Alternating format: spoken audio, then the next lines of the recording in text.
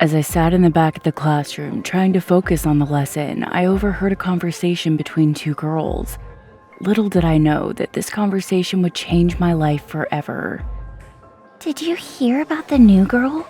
I heard she's here because her family had to move to get away from a stalker. One girl whispered. My curiosity was piqued.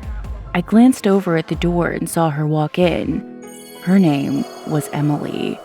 She looked beautiful, but there was a hint of fear in her eyes. I knew I had to talk to her. Hey, Emily, right? I asked as she sat down in front of me. She looked up, surprised. Yeah, how did you know my name? I heard it around. I'm Jake. From that moment on, Emily and I became inseparable. I soon found out that Emily was an excellent student, but her life was plagued by fear and anxiety due to her past experiences with a stalker. I couldn't help but feel protective of her, and I was determined to be her shield against any potential threats. One day, as we were leaving school, we noticed a man following us. Emily's face turned pale, and I knew we had to do something. I grabbed her hand, and we ran to a nearby coffee shop. We watched as the man walked past the window, looking for us. What do we do? Emily asked, shaking. We'll call the police.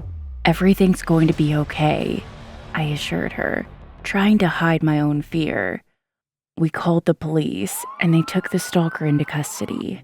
Emily was safe, but she was shaken up.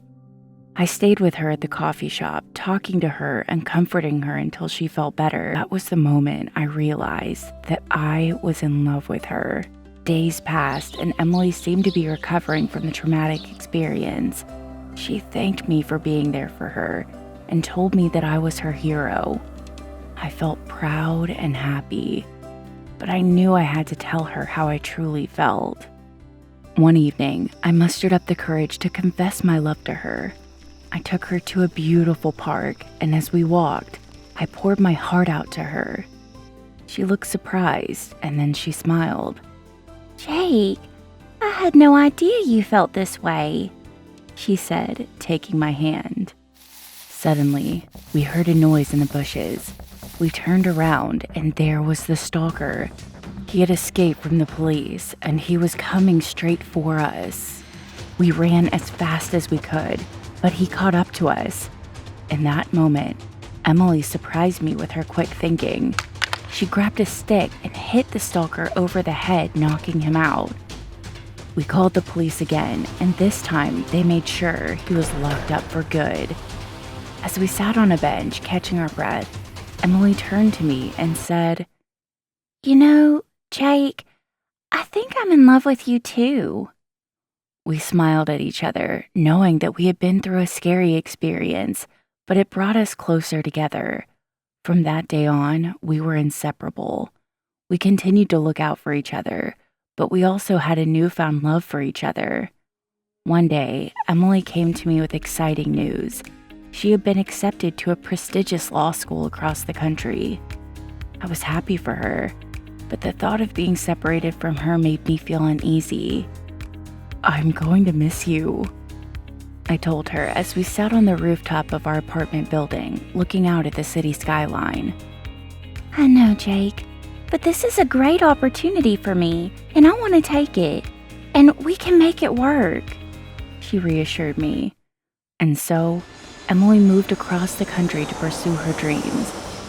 We kept in touch through phone calls and video chats, but it was tough being apart. I missed her every day. Months went by, and one day, Emily called me with devastating news. She had been diagnosed with cancer. I was heartbroken. I wanted to be there for her, but I couldn't leave my own responsibilities behind.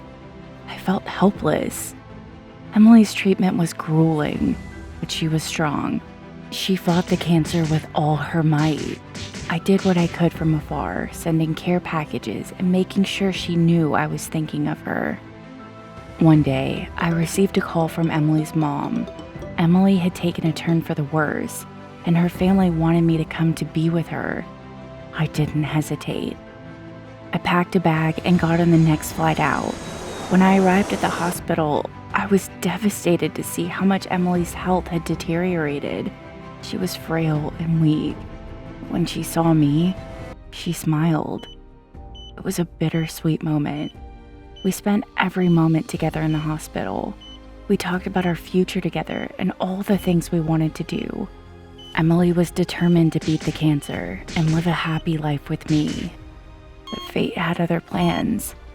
After 2 weeks, Emily had passed away. I was shattered. I had lost the love of my life, my best friend, my everything. I didn't know how to go on without her. As I sat in my apartment surrounded by memories of Emily, I felt lost. But then I remembered something she had said to me before she passed. Jake, promise me one thing. Promise me that you will continue to protect others, just like you protected me, she had said. That was when I realized that my love for Emily had not just been born out of protection. It had been born out of a desire to make the world a better place, to help those who couldn't help themselves. And so, I started a nonprofit organization in Emily's honor, dedicated to helping victims of stalking and other forms of abuse. It was my way of continuing to protect others, just like I protected Emily.